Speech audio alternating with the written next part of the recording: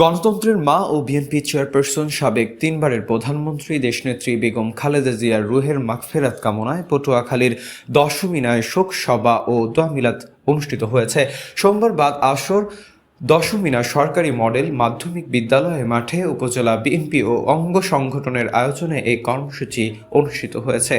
উপজেলা বিএনপির সভাপতি আব্দুল আলিম তালুকদারের সভাপতিত্বে ও সাধারণ সম্পাদক শাহ আলম শানুর সঞ্চালনায় প্রধান অতিথি হিসেবে বক্তব্য দেন জেলা বিএনপির সভাপতি স্নেহাংশু সরকার কুট্টি। তিনি বলেন, আমরা একজন অভিভাবক হারিয়েছি। বেগম খালেদা জিয়ার মতো গণতন্ত্রের নেতা আর পাবো না।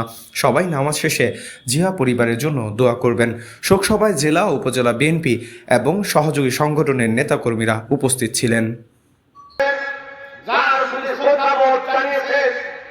এবং তার জানাজায় 1 থেকে 1.5 কোটি লোক কোথায় মিরপুর। গত 29 ডিসেম্বর তখন আমরা সেদিন ভাবতে পারিনি যে আমাদের দেশ মাতা, আমাদের মা আমাদের ছেড়ে চলে যাবে। বাংলাদেশ জাতীয়তাবাদী দলের যে খালেদা জিয়া জীবিত ছিলেন শুধু তারেক সাহেবের প্রত্যাবর্তন এর জন্য। সে অনেকদিন ধরে অসুস্থ ছিল। সে 25 ডিসেম্বর বাংলাদেশে তারেক সাহেব আমাদের ভারপ্রাপ্ত চেয়ারম্যান বাংলাদেশে প্রত্যাবর্তন করেছেন। মাহবুবুর রহমান শান্ত, চ্যানেল 23,